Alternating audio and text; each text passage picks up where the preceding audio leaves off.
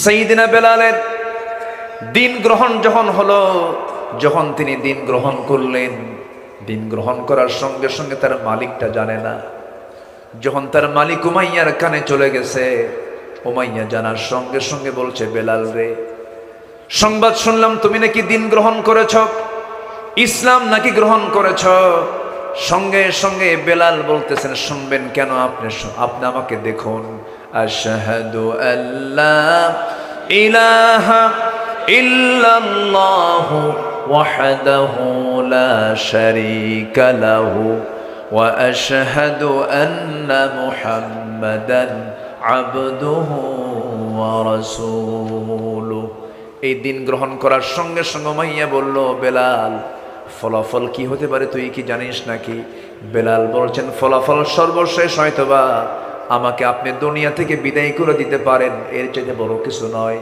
সব ছাড়বো, কিন্তু বেলাল, আমি ইসলাম ছাড়বো না। জোরে বলি সুবহানাল্লাহ। চরম নির্যাতন শুরু হয়ে গেল।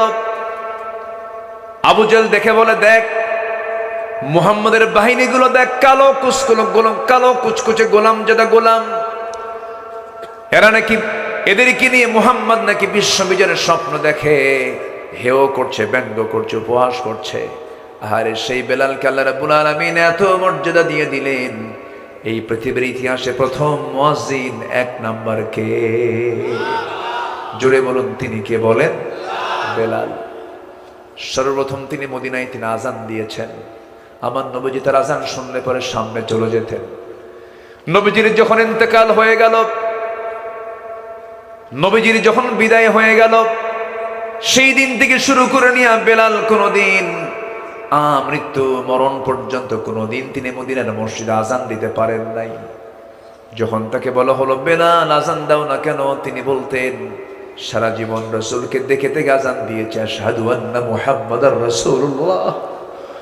সারা জীবন আমি রাসূলকে দেখে দেখে আজান দিয়েছি। আজকে রাসূল নাই, রাসূল শূন্য দুনিয়ায়, আমি বেলাল কোনোদিন আজান দিতে পারবো না, কারণ রাসূলকে না দেখলে আমি আজানের মধ্যেই মরে যাব। কি মুহাব্বত তার মধ্যে কাজ করেছে নবীর। সাইয়্যিদিনা বেলাল যখন ইসলাম কবুল করলেন, ওই উমাইয়া বেলাল রাদিয়াল্লাহু আনহুকে তার মনিব প্রত্যেকটা দিন গলার সঙ্গে রশি বেঁধে জন্তু জানোয়ারের মতো টেনে টেনে এই জায়গায় নিয়ে আসতো, চিৎ করে শোয়া রাখত, বুকের উপরে পাথর চাপা দিত, আর বলতো, বেলাল ইসলাম না ছাড়লে তোকে মেরে ফেলবো। সাইয়্যিদিনা বেলাল কালো মানুষ, আরো কালো হয়ে যেতেন। মারতে মারতে জখম করে গোটা শরীর ফুলায় ফেলেছে, জখম করে ফেলেছে, কালো বানায় ফেলে, ফসকা পড়ে গেছে। সাইয়্যিদিনা বেলালকে মারতে মারতে আধা মরা করে ফেলে দিয়েছে, কিন্তু বেলাল একটা বারের জন্য মুখ থেকে তিনি একটা বারের জন্য বাদ দেন নাই, আল্লাহ আহাদ, আল্লাহ আহাদ, আল্লাহ আহাদ। বারবার করে বেলাল আহাদ বলেছেন। এক পর্যায়ে উমাইয়া খেপে গিয়ে রেগে গিয়ে লাফ মেরে তার বুকের উপরে বসে তার বাম হাতটা মুখের মধ্যে ঢুকায় দিয়া জিহ্বা বের করে, জিহ্বা টান মেরে ধরে বাবলা গাছের কাঁটা ঢুকায় দিয়েছে। ফিনকি দিয়ে রক্ত বের হওয়া শুরু হয়ে গেছে। বলতেছে, উমাইয়া, বেলাল জিহ্বা বন্ধ করে দিলাম, কেমন করে তুই আল্লাহর নামের জিকির করবি? বেলাল বলছেন, ইশারা দিয়া নৌকুচু করে বলতেছেন, উমাইয়া রে, আমার জিহ্বা বন্ধ করলে হবে কি, আমি আমার আল্লাহর নামটা আমার দিলের মধ্যে আমি অঙ্কন করে নিয়েছি। জোরে বলি সুবহানাল্লাহ। হাইয়ান মাজরুহান, বেঁচে থাকলেন, কোনো মতো বেঁচে থাকলেন। এমন সময় নবীর কানে সংবাদ চলে গেছে, রাসূল অস্থির হচ্ছেন, ছটফট করছেন। বলছেন, আবু বকর, আল্লাহ তোমাকে প্রচুর সম্পদের মালিক বানায় দিয়েছেন, আমি যে কোনো ভাবেই হোক না কেন আমার বেলালকে তুমি মুক্ত করে আনো, আল্লাহ তোমাকে জান্নাত দিয়ে দিবেন। সাইয়্যিদিনা আবু বকর দৌড় মেরে চলে গেলেন উমাইয়ার সামনে গিয়ে স্বর্ণ মুদ্রা তার মুখের উপরে ফেলে দিয়ে বলছেন, বেলালকে মুক্ত করে দাও। বেলালকে মুক্ত করে এনে নবীর সামনে যখন হাজির করা হলো, আমার নবীজি মাথা থেকে পা পর্যন্ত রাসূল দেখে দেখে চোখের পানি ফেলে ফেলে কেঁদে কেঁদে বলছে, বেলাল রে, এত মারা মানলো তোমাকে, একটা কথা জেনে রেখে দিও বেলাল, তোমার রক্ত যখন জমিনে পড়েছে, এই জমিনই দেখতে পাবে আল্লাহর দ্বীন কায়েম হয়ে গেছে। খাব্বাব রাদিয়াল্লাহু তাআলা আনহু পঞ্চম ইসলাম গ্রহণকারী ব্যক্তি। কয় নাম্বার ইসলাম কবুল করেছেন? 5 নম্বরে। খাব্বাব ইবনুল আরাত রাদিয়াল্লাহু তাআলা আনহু লোহা পিটায়া জীবিকা নির্বাহ করতেন। কি পিটায়া? লোহা পিটায়া জীবিকা নির্বাহ করতেন। কালিমা গ্রহণ করেছেন। কুরাইশ এসে তাকে মারতে মারতে দোকানের মধ্যে ফেলে দিল। জ্বলন্ত অঙ্গার, সে আগুন থেকে তুলে নিয়ে অঙ্গারগুলোকে মাটিতে রেখে দিয়া হাত পা জোর করে শক্ত করে বেঁধে তার পিঠটা আগুনের উপরে শোয়া দিল। অঙ্গার দিয়ে তার পিঠটা গর্ত হয়ে গেল, চর্বিগুলো গলে গলে পড়তেছে, পচা দুর্গন্ধ বের হতেছে।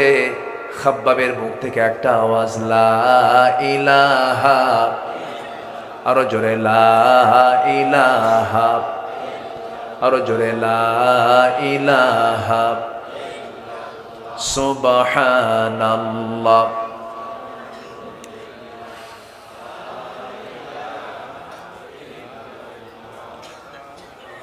আরো জোরে লা ইলাহা, লা ইলাহা ইল্লাল্লাহু মুহাম্মাদুর রাসূলুল্লাহ সাল্লাল্লাহু আলাইহি ওয়াসাল্লাম। খাব্বাব রক্তাক্ত অবস্থায় পড়ে থাকলেন, তার পিঠটা পোড়ায় দিয়েছে ওরা। আমার বন্ধুগণ, এই করে মক্কার মাটিতে উপহাস করে, নির্যাতন করে, নিপীড়ন করে, ইয়াসার পরিবারকে ধরে নিয়ে শেষ করে দিল। বাপও মারা গেলেন, মাও মারা গেলেন। সাইয়েদনা আম্মার হাইয়ান মাজরুহান, তিনিও জখম হয়ে কোনো মতে বেঁচে থাকলেন। এই পরিবারটা হলো শহীদি পরিবার।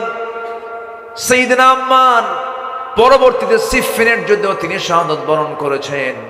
বাপও শহীদ, মাও শহীদ, এবং তিনি নিজেও শহীদ হয়েছেন, দুনিয়া থেকে বিদায় নিয়েছেন। আমার বন্ধুগণ, এই চিত্রগুলো মক্কার মাটিতে কাফের মুশরিকরা এই চিত্রগুলো তারা তৈরি করেছে। আমার নবীজি সাহাবে কেরামকে নিয়ে পরিকল্পনা করেন। সেই পরিকল্পনার বিরুদ্ধে আবু জেল, উতবা, সাইবারা কত ষড়যন্ত্রগুলো করতে থাকে। আমার নবীজি মক্কায় দাওয়াতি কাজ করছিলেন, দাওয়াতি কাজ বন্ধ হয়ে গেল। দলীয় নিবন্ধন বাতিল করে দিল। আমার নবীজি গোপনে গোপনে গিয়ে পাহাড়ের গুহায় বসে বসে সাহাবা কেরামকে নিয়ে তারা আলোচনা করেন, পরামর্শ করেন। আহারে, আমার নবীজিকে দেখার জন্য গেফার গোত্র থেকে এক ব্যক্তি এসে মক্কায় ঘোরাফেরা করতেছে। মক্কার হাওয়াটা কত জটিল ছিল দেখেন। ওই মক্কার মাটিতে প্রকাশ্যে দাওয়াত দেওয়ার কোনো সুযোগ ছিল না। ওই যুবকটা এসে মক্কার চতুর্পাশে ঘোরাফেরা করে 2-3 দিন যাবত। আমার নবীজির একজন গোয়েন্দা সাহাবী ছিলেন আলী রাদিয়াল্লাহু তাআলা আনহু, তাকে সন্দেহ করে বসলেন। চট করে হাত ধরে বলছেন, হেই যুবক, তুমি 3-4 দিন হলে মক্কার আশপাশ ঘোরাফেরা করো, তুমি কাকে খুঁজতেছো? সঙ্গে সঙ্গে যুবকটা বলতেছে, শুনেছি আব্দুল্লাহর পুত্র মুহাম্মদ নামে নাকি আল্লাহর পয়গম্বর আছে, আমি তো তার সঙ্গে দেখা করতে চাই, তাকে দেখতে চাই। সঙ্গে সঙ্গে সাইয়েদনা আলী বললেন, ওরে যুবক, এই কথাটা আমাকে বলেছো, দ্বিতীয় জনকে বলতে যেও না, তোমাকে মেরেই ফেলবে। যা বলেছো একবার, আমি তোমার সাথে তার পরিচয় করে দেব, আমাকে শুধু ফলো করবে। আমি যখন সামনের দিকে চলবো, তুমি আমাকে পিছে পিছে ফলো করবে। সামনে কোনো যদি বিপদ হয়, আমি চট করে জুতা ঠিক করার ভান করে বসে যাব, তুমি চলতেই থাকবে। মক্কার হাওয়া ভালো না, টের পেলে তোমাকে মেরে ফেলবে। এই রকম করে করে নবীর দরবার পর্যন্ত যুবককে হাজির করাইয়া দিলেন। সেই যুবকটার নাম হচ্ছে আবু যার গিফারি। রাসূলকে দেখা মাত্রই কেঁদে ফেলে বলছেন, হে রাসূল, আপনার চেহারাই প্রমাণ করে আপনি আল্লাহর নবী। কালেমা গ্রহণ করে নিজেকে ধন্য করলেন। আমার নবীজি বলে ফেলেন, আবু যর, দিন গ্রহণ করে নিয়েছে, ইসলাম কবুল করে নিয়েছে, মক্কার হাওয়া ভালো না, মক্কারে সব জায়গা থেকে চোরা গুপ্ত হামলা শুরু হয়ে গেছে, তোমাকে মেরেও ফেলতে পারে। দিন গ্রহণ করো, আড়ালে গোপনে চলে তুমি তোমার গোত্রের মাঝে চলে যাও, সেখানে দাওয়াতি কাজ করো, কাউকে বলার দরকার নাই। আবু যার গিফারি কাবা শরীফের সামনে যখন দাঁড়ালেন, মনে মনে চিন্তা করলেন, এই মহাসত্যকে কেমন করে আড়াল করি। নিজের জীবনের কথা চিন্তা না করে কাবা শরীফের চত্বরে একটু উঁচু জায়গায় দাঁড়াইয়া বলতেছেন কুলু লা ইলাহা ইল্লাল্লাহ। এই কথা বলার সঙ্গে সঙ্গেই ভীমরুলের মৌচাকে ঢিল মারলে যেমন মৌচাকের বসবাস করা মৌমাছিগুলো যেমন আক্রমণ করে বসে, মৌচাকে ঢিল মারার মতো অবস্থা হলো। সমস্ত কোরাইশা তারপরে ঝাঁপিয়ে পড়লো, মারতে মারতে রক্তাক্ত করে জমিনে ফেলে দিল।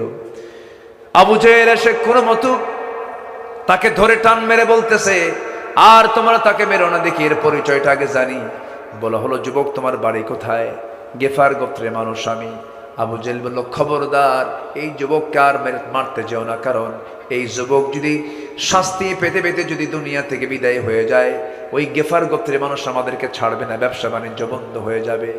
কোনো মতো বেঁচে গেলেন, বেঁচে গিয়ে তিনি গেফার গোত্রে চলে গেলেন। বহুদিন পরে একদিন রাসূল বললেন, আবু যর, তোমাকে মানা করেছিলাম, প্রকাশ্যে তোমার দিন প্রচারের দরকার ছিল না, তুমি এমন করলে কেন? হুজুর, এত বড় মহাসত্য আমি কেমন করাল করবো? আমার মন চাচ্ছিল আমাকে মেরে মেরে তারা শহীদ করে আমাকে জান্নাতে পাঠাইয়া দিই। জোরে কর সুবহানাল্লাহ, আরো জোরে বলে সুবহানাল্লাহ। এই শিশু ইসলাম কি মক্কার প্রাথমিক জীবনে তারা কত হাসির বস্তু বানাতে চেয়েছিল, ব্যঙ্গ করেছিল, উপহাস করেছিল। অথচ আল্লাহ রাব্বুল আলামিন সেই ব্যঙ্গ করেছে যাদের ব্যাপারে, উপহাস করেছে যাদের ব্যাপারে, সেই লোকগুলোকে সম্মান দিয়েছেন। তিনি আমার কে? বলেন, তিনি আমার কে? আল্লাহ পাক। এই জন্য দিনের পথে থাকতে গেলে আমাকেও ব্যঙ্গোক্তি শোনা লাগতে পারে, আমাকে উপহাস করতে পারে, হতাশ হওয়ার কোনো কারণ নাই। নবীর জীবন থেকে আমরা, আমার রাসূলের বিপ্লবী জীবন থেকে আমরা 15টা শিক্ষা নিয়ে যাব। নাম্বার 1 শুনলাম আমরা, ব্যঙ্গ উপহাস আসতে পারে, মন খারাপ করা যাবে না। রাসূলকে কবি বা পাগল বলে অভিহিত করেছিল, রাসূল কষ্ট পান নাই, কারণ তার সান্ত্বনা দেওয়ার জন্য ছিলেন তিনি আমার কে? আল্লাহ রাব্বুল আলামিন রাসূলকে সান্ত্বনা দিয়েছেন কি?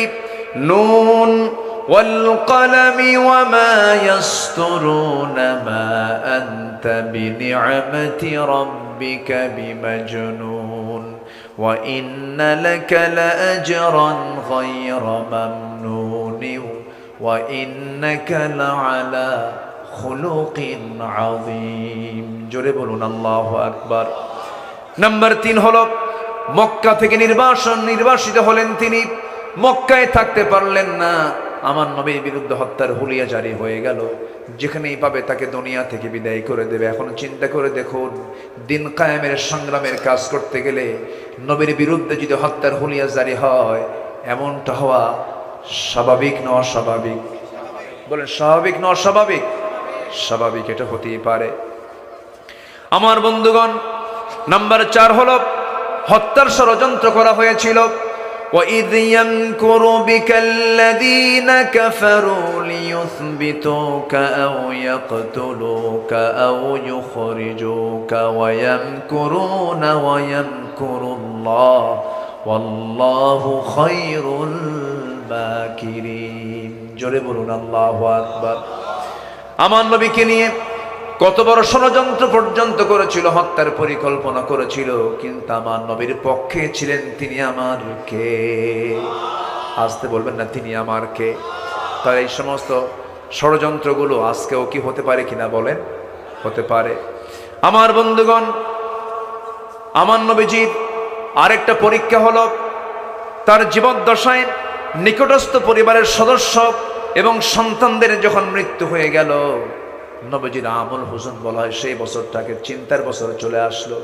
নবীজি ঘুমাতে পারেন না। আমার নবীজি সবচাইতে যে স্ত্রীকে পছন্দ করতেন, মহব্বত সবচাইতে বেশি যিনি যাকে করতেন, যে রাসূল যার কাছে তার যৌবনটা উজাড় করে দিয়েছেন, জীবনের 24টা বছর, তিনি হচ্ছেন খাদিজা। তিনি কে? খাদিজা। আমার ভাইয়েরা, এই পৃথিবীতে সবচাইতে বেশি কঠিন মুসিবত, কঠিন বিপদ ফেস করেছেন মুহাম্মদ সাল্লাল্লাহু আলাইহি ওয়াসাল্লাম। তার জীবন নিয়ে কথা। তো আমাকে সাবজেক্ট দেওয়া হয়েছে, আমি সাবজেক্টের বাইরে যাচ্ছিও না, আমি এক সাবজেক্টের উপরে আছি। আমাকে সময় দিচ্ছেন তো নাকি? বলি ইনশাআল্লাহ। কি সুন্দর মানুষ আপনারা, কোনো নড়াচড়া নেই, একভাবে বসে আছেন, বলি আলহামদুলিল্লাহ। আপনাদের ভূমিকাটা অনেক সুন্দর। এত রাত্রে আমি তো অবাক হয়ে গেলাম, একটা লোকের কোনো নড়াচড়া নাই। আছেন তো নাকি? আছেন তো? আল্লাহ কবুল করুন, জোরে বলি আমিন।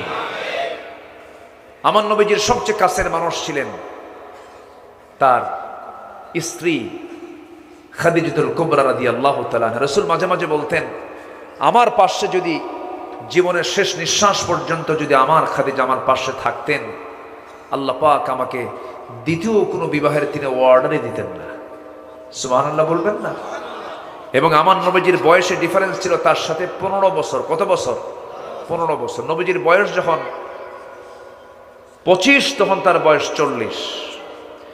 তার বয়স যখন 55 তখন আমার নবীর বয়স 40। চিন্তা করুন, আমার নবীজি নারী পিপাসু ছিলেন। এই জাতীয় কত বড় মিথ্যা কথা, একটা বাজে কথা নাস্তিকদের মুখ থেকে বের হয়েছে। অথচ আমার নবীজি তার জীবনটা শুরু করেছেন বিধবাকে দিয়ে। কাকে দিয়ে বলেন তো? বিধবাকে দিয়ে তিনি শুরু করেছেন। 15 বছরের বড় একজন নারীকে তিনি বিবাহ করেছেন এবং তার গর্ভেই জন্ম নিয়েছেন জগৎধন্য 4 মেয়ে, রুকাইয়া, জাইনাব, কুলসুম, ফাতিমা রাদিয়াল্লাহু তাআলা আনহুন্না। এই 4 জন নারীর জন্ম ওই বড় স্ত্রী আম্মাজান খাদিজার গর্ভেই তারা জন্ম নিয়েছেন। বাকি কোন স্ত্রীর গর্ভে সন্তানও আসে নাই। শুধু একজন মারিয়া কিপ্তি রাদিয়াল্লাহু তাআলা আনহার পেটে ইব্রাহিম নামে এক সন্তানের জন্ম হয়েছিল, কিন্তু এরপরেই ওই ছোট অবস্থায় মারা যায়। আমার নবীজি তো প্রাপ্তবয়স্ক কোনো সন্তানের তিনি জনক ছিলেন না। তিনি ছিলেন, সন্তান হয়েছে ছেলে, কেউ 2 বছর, কেউ 4 বছর। আবুল কাসেম রাদিয়াল্লাহু আনহু তিনি 7 বছর বয়সে তিনি দুনিয়া থেকে বিদায় নিয়েছেন। আমার নবীজির এই সন্তানগুলো বিদায় নিচ্ছে, আর কাফের মুশরিকরা কয়, এই যদি আল্লাহর নবী হয়, এই বাচ্চাগুলো হয় আর মরে, এ তো লেজ কাটা। জোরে কর নাউযুবিল্লাহ, জোরে কর নাউযুবিল্লাহ।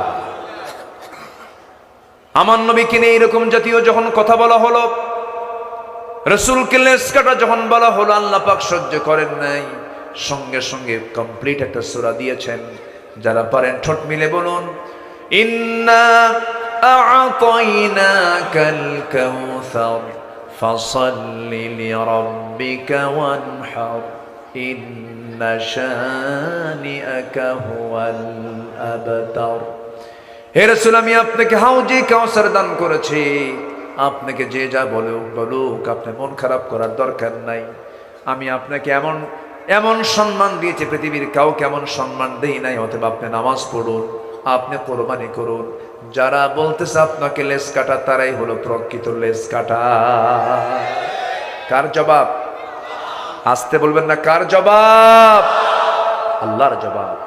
রাসূলকে শুধু একটু গালি দিয়েছে, আল্লাহ পাক কমপ্লিট একটা সূরা নাজিল করেছেন, তাও নবীর আপন চাচা আবু লাহাবের বিরুদ্ধে।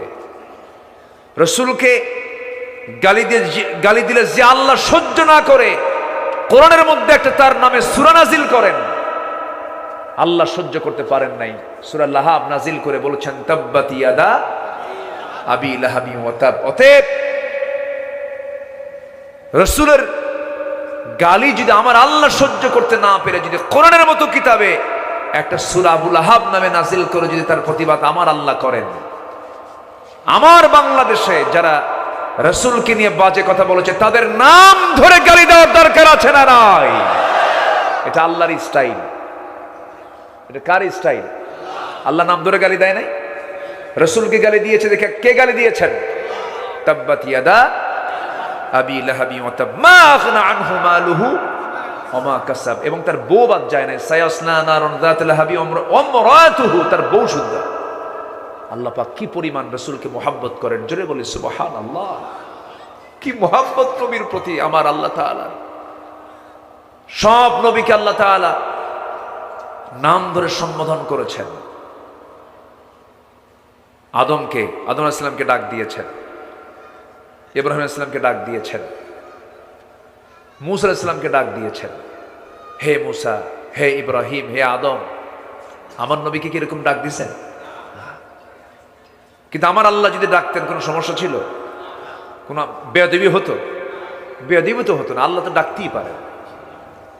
কিন্তু আমার আল্লাহ তাআলা যেই কোরআন রাসূলকে দেওয়া হলো, সেই কোরআনে আল্লাহ তাআলা একটা বারের জন্য রাসূলকে হরফে নিদা প্রয়োগ করে ডাক দেন নাই। যেমন করে ডাক দিয়েছেন, ইয়া আদামুসকুন আনতা ওয়া যাওজুকাল জান্নাহ ওয়া মা তিলকা বিয়ামিনিকা ইয়া মূসা ইয়া ইয়াহইয়া খুযিল কিতাবা বিকুওয়া। কিন্তু আমার নবীকে ডাক দিয়েছেন মুহাম্মাদুর রাসূলুল্লাহ। আল্লাহু আকবার। والذين معه أشداء على الكفار رحماء بينهم تراهم ركعا سجدا يبتغون فضلا من الله ورضوانا। الله أكبر। আল্লাহ তাআলা আমার রাসূলকে একটা বারের জন্য নাম ধরে ডাক দেন নাই। ওয়ামা মুহাম্মাদুন ইল্লা রাসূল قد خلت من قبله الرسل يا أيها المزمل قم الليل إلا قليلا يا أيها المدثر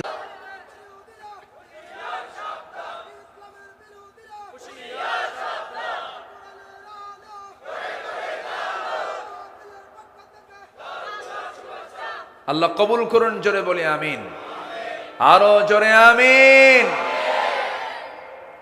আল্লামা সাঈদীর বিরুদ্ধে রায় দিয়ে বুক উঁচু করে বলে, আমি সাঈদীর রায় দিয়েছি, ফাঁসির রায় আমি দিয়েছি।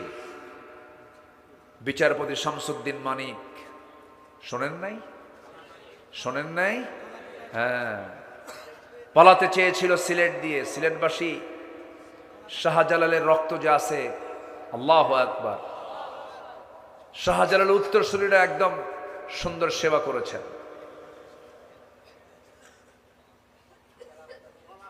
হ্যাঁ, কোর্টে হাজিরার দিন, কোর্টে হাজিরার দিন যখন ঢুকতে নিয়েছে কোর্টে, সিলেটবাসী কি সুন্দর আপ্যায়ন করলো, বিসি শুদ্ধ আউট করে দিছে। যা, সম্মানিত ভাইয়েরা, আমার নামেও এই শয়তান তালিকা করছিল। 116 জন আলিমের তালিকা করেছিল, 116 জন আলিমের তালিকা, ওর মধ্যে আমার নামটা ঢুকাইছে। 2 বছর যায় নাই, এখন শুরু হয়েছে ওদের তালিকা। ঠিক কিনা বলেন? যে গর্ত খনন করবে ভাবতে হবে, অন্যের গর্ত খনন করলে নিজের গর্ত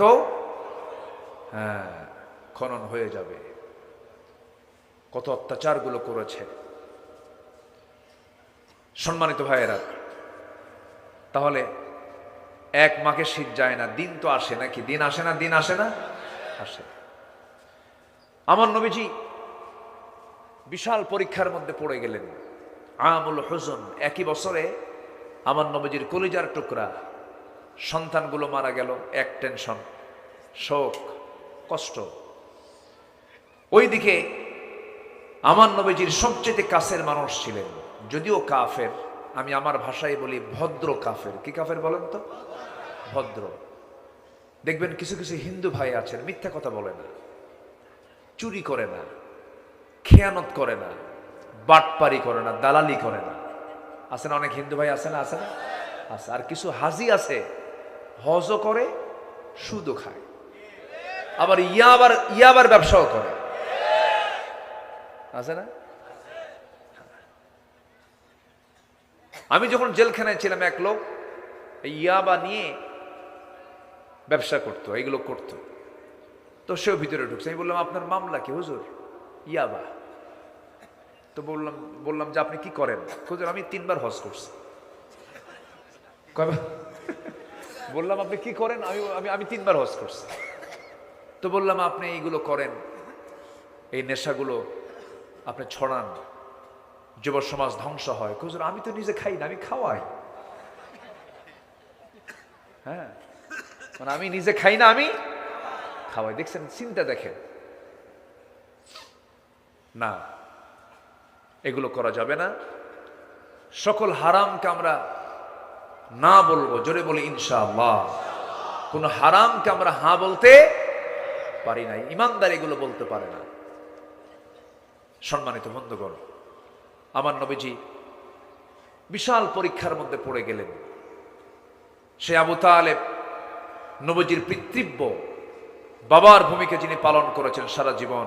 রাসূল তার কাছ থেকে ব্যবসা শিখেছিলেন, নবীজি তার কাছ থেকে ভাষা শিখেছিলেন, আদব শিখেছিলেন, আখলাক শিখিয়েছেন। বলি আলহামদুলিল্লাহ। তিনি কাফের, কিন্তু ঈমান না থাকলেও ভদ্রতা ছিল তার মধ্যে, শালীনতা ছিল তার মধ্যে, মানে উচ্ছৃঙ্খলপনা ছিল না। এবং রাসূলের পক্ষ অবলম্বন করতে গিয়ে এই আবু তালেব নবীর সাথে জেল পর্যন্ত খেটেছেন, না খেয়ে থেকেছেন।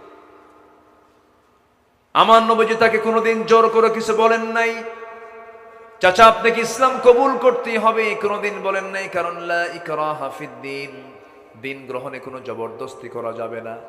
কিন্তু ওই আবু তালেব নিজে উইলিংলি দুটো সন্তানকে নবীর হাতে তুলে দিয়ে বলে, আমার ভাতিজা মুহাম্মদ, আমি জানি তুমি মহা সত্য একজন নবী, কোনো সন্দেহ নাই। আমার আলীকে এবং আমার জাফরকে আমি তোমার হাতে তুলে দিলাম। ছেলেগুলো তুলে দিলেন, ছেলেগুলো তুলে দিলেন। এবার বললেন, চাচা সন্তান তো আমার হাতে তুলে দিলেন, কিন্তু আপনার খবর কি? আবু তালেব কয়, মুহাম্মদ বাবার ধর্ম ছাড়া যাবে না। এরকম প্রবলেম এখন আছে না নাই? বাপ সোর, আমিও সোর। হ্যাঁ, আছে না? আছে না? আছে। আমার বন্ধুগণ, রাসূল তাকে জোরাজুরি করলেন না। আবু তালিব দুটো সন্তানকে দিয়ে দিলেন, নিজেও কালিমা পড়তে পারলেন না। যখন মারা যাবেন, মারা যাওয়ার আগে রাসূল বললেন, চাচা আপনাকে কোনোদিন জোরপূর্বক কিছু বলিনি, আজকে আমি আপনাকে একটু বলতে চাই। আপনি আমার জন্য যা কিছু করেছেন, অনেক করেছেন, আমি খুশি চাচা। আপনি আমাকে, আমার বাবার ইন্তেকাল হয়েছে আমার জন্মের আগে, আমার দাদা মারা গেছেন, আমার দাদার পর ওই 8 বছর বয়সে আপনি আমাকে দেখা শুরু করে দিয়েছেন, ব্যবসা শিখালেন, বিয়েটা করালেন, আমার জন্য জেল খাটলেন। সেই আবু তালিবে কত কষ্ট আপনার হলো, খেয়ে না খেয়ে সময়গুলো পার করেছেন। চাচা আপনি আমার পক্ষে কত ভূমিকা রেখেছেন। পুরো কালিমা বলবেন না, শুধু আপনি আমাকে বলে দেন লা ইলাহা ইল্লাল্লাহ, আমি আপনার জন্য জামিন হয়ে যাব। শেষ পর্যন্ত আবু তালেব বলতেছে, মুহাম্মদ রে জোরাজুরি করো না, আমার কপালে হেদায়েত নাই, আমি মনে হয় ইসলাম কবুল করতে পারবো না। রাসূল হাতটা গোটায় নিলেন, হেদায়েতের মালিক একমাত্র তিনি আমার কে? আসতে বলবেন না, তিনি আমার কে? আবু তালেব বেঈমান হয়ে দুনিয়া থেকে বিদায় নিলেন। আমি তাকে তিনি সম্বোধন করি এই জন্য, কারণ আমার নবীজিকে এই লোকটা দারুণ ভালোবেসেছেন, কিন্তু আনুগত্য করেন নাই। আনুগত্য এক জিনিস, ভালোবাসা আর এক জিনিস। আমার দেশের বহু লোক আছে নবীকে খুব ভালোবাসে, কিন্তু নবীর দল করে না। আছে না নাই? হুজুর জানটা দিয়ে দেবো হুজুর, কিন্তু দল কিন্তু নবীর না। আছে না নাই? নবীর দল করে না, কিন্তু রাসূলকে মহব্বত করে। ওই মহব্বত হবে আবু তালেবের মতো। কার মতো বলেন? কার মতো? আবু তালেবের মতো। এই মহব্বত দিয়ে কোনো কাম হবে না, ইত্তেবা থাকতে হবে। ফাত্তাবিউনি ইউহিব্বুকুমুল্লাহ। আমার বন্ধুগণ, আবু তালেবের মৃত্যু হয়ে গেল। নবীজির বিশাল টেনশন শুরু হলো, কারণ আবু তালেব যতদিন ছিল, আবু জেহেল মাথা চাড়া দিয়ে কথা বলতে পারে নাই। সামনে তিনি প্রাচীর হয়ে দাঁড়ায় যেতেন। তার ইন্তেকাল হলো, তার 3 দিন যেতে না যেতেই খাদিজা বলছেন, ইয়া রাসূলুল্লাহ শরীরটা ভালো যাচ্ছে না, আমি মনে হয় মারা যাব। আমার নবীজি আম্মাজান খাদিজাকে মদিনায় নয় মক্কায় তাকে হারিয়েছেন, নবুয়তে হিজরতের একটু আগ দিয়ে তাকে হারিয়েছেন। আম্মাজান খাদিজা দুনিয়া থেকে বিদায় নিলেন। নবীজি তাকে বিদায় দেওয়ার পর বিশাল টেনশনে পড়ে গেলেন। সন্তানগুলোকে নিয়ে রুকাইয়া, জাইনাব, কুলসুম, ফাতিমা তাদেরকে নিয়ে থাকলেন। 4টা মেয়ে। কয়টা মেয়ে বলেন? বলেন কয়টা মেয়ে? 4টা মেয়ে। 2টা মেয়ে হলে অনেক মেয়ের বাপ মন খারাপ করে, আসে না নাই বলেন? আসে না, আসে না, আসে না?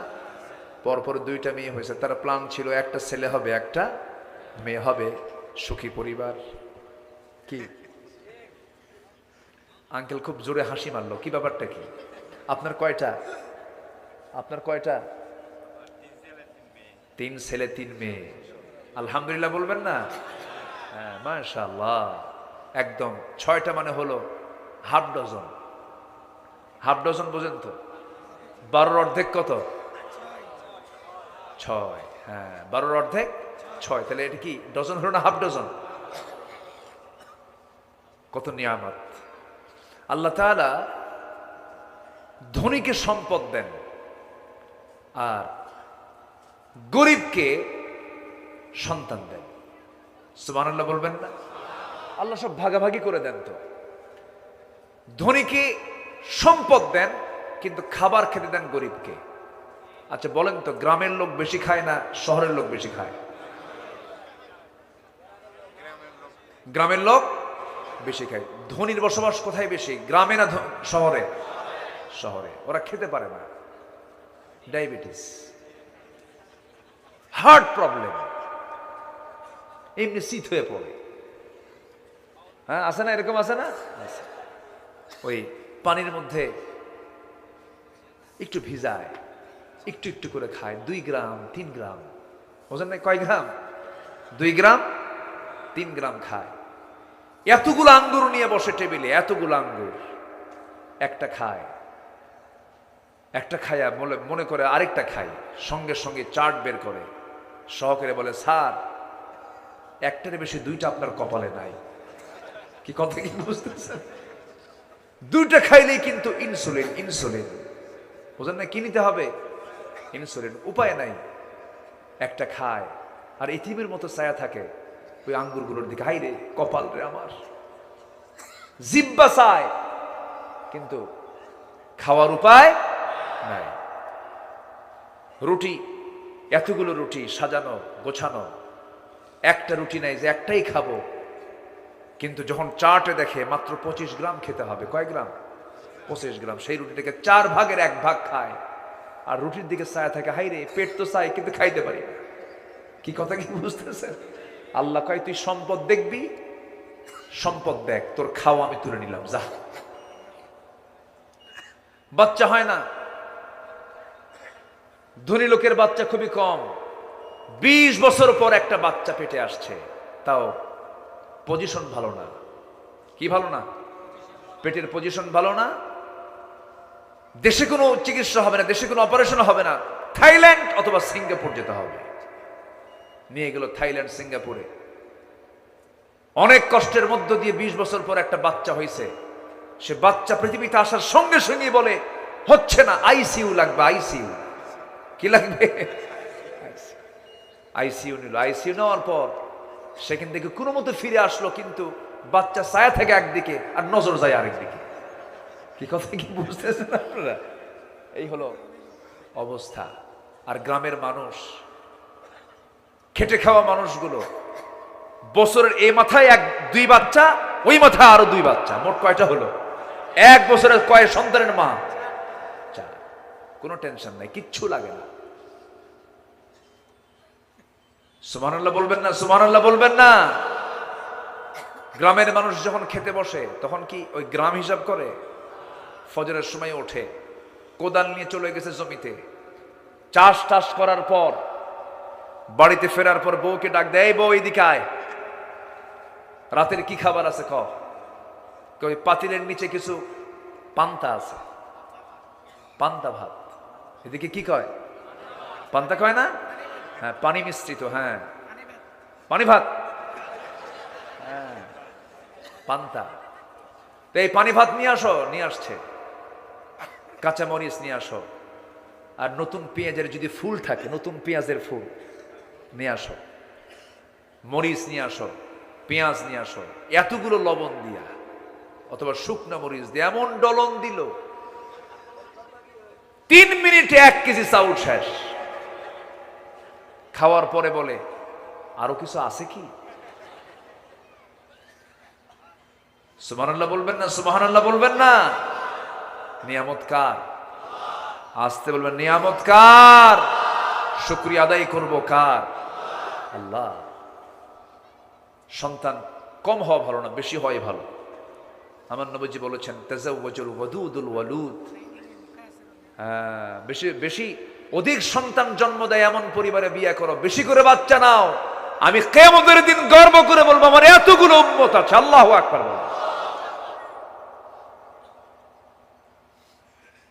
বাচ্চা কাচ্চা হওয়া ভালো, সামনে তো আরো যুদ্ধ লাগবে, বোঝেন নাই? আস্তে কয় কি যুদ্ধ লাগবে না? যুদ্ধ লাগবে না? বাচ্চা কাচ্চা হওয়া দরকার। ফাইটার বের করেন, ফাইটার ফাইটার লাগবে। হ্যাঁ হ্যাঁ, গাজওয়ায়ে হিন্দ, ওই তো গাজওয়াতুল হিন্দের প্রস্তুতি নিতে হবে। কিচ্ছু থাকবে না, আগামীর দেশ হবে আমাদের কোরআনের দেশ ইনশাআল্লাহ। বলেন শুরু হয়েছে তো, আমরা আগামীতে আমরা ইসলামকে পাবো, জোরে বলি ইনশাআল্লাহ। সম্মানিত ভাইয়েরা, আমার নবীজি 4 মেয়েকে নিয়ে সময় কাটাচ্ছেন। মদিনায় তিনি আছেন, ওইদিকে সব জায়গায় মার খাচ্ছে সাহাবীরা। এই দুঃসময়টাতে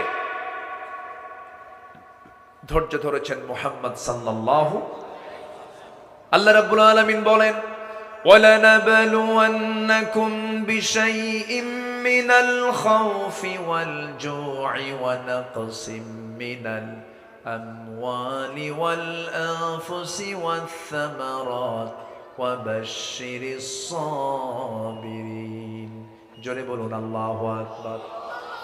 পরীক্ষা করবেন আল্লাহ রাব্বুল আলামিন ভয় দিয়া, ক্ষুধা দিয়ে, সম্পদের ক্ষতি দিয়া, জীবন দিয়া, শস্যদের ক্ষতির দ্বারা পরীক্ষা করা হবে। এই ওয়াদা করেছেন তিনি আমার কে?